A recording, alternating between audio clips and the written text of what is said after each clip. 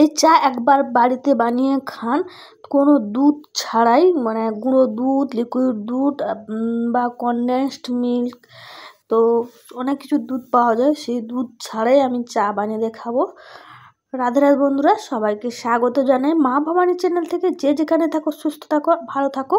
পুরো ভিডিওটি দেখার জন্য অনুরোধ রইল, একটুকু না স্কিপ করে তোমরা দেখতে থাকো কিভাবে আমি চা বানাই দুধ ছাড়াই।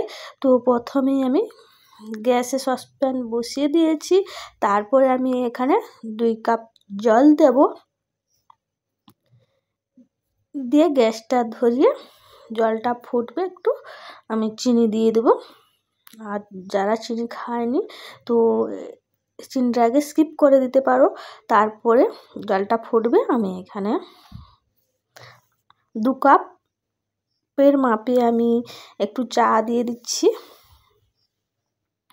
তারপরে গোটা এলাচটা একটু থেতো করে 2টো এলাচ দিয়ে দিলি। তো চাটা ফুটছে। এবার বাদামগুলো 10-15 মিনিট আগে আমি ভিজিয়ে রেখেছিলাম, তারপরে আমি হাত দিয়ে ভালো করে ঘষে দিলাম। তো ঘষে দিলেই বাদামের খোসাটা ছাড়ানো হয়ে যাবে। ধুয়ে পরিষ্কার করে নিয়ে আসছি। এবার মিক্সার গ্রাইন্ডারে আমি ভালো করে পেস্ট করে নেব। তোমরা চাইলে শিলপাতায় পেস্ট করতে পারো।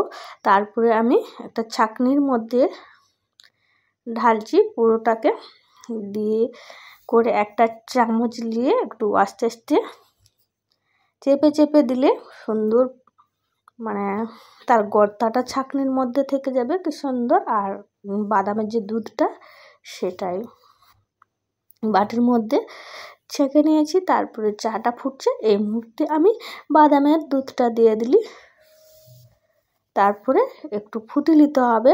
চাটা না ফুটালে কিন্তু একটু বাদামের গ্যাসটা করবে, তার জন্য একটু ফুটিয়ে নিতে হবে। ফুটিয়ে গেছে। এবার আমি একটা গ্লাসে ঢেলে নেব। তো কাপে সরাসরি ঢাললে মানে পড়ে যাবে, তার জন্য আমি একটা গ্লাসের মধ্যে পুরো চাটাকে ঢেলে নেব।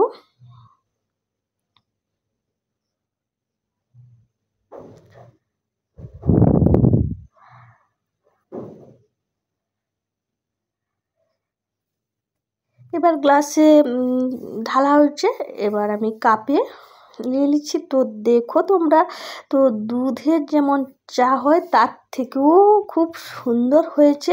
তো 2টো কাপে দিয়েছি, আর গ্লাসে আমি চা, সত্যি কথা বলতে মানে স্টিলের গ্লাসেই চা খাই, আর কাপের চাগুলো তাদেরকে দিয়ে দেবো। ভিডিওটি কেমন লাগলো অবশ্যই লাইক শেয়ার সাবস্ক্রাইব করো।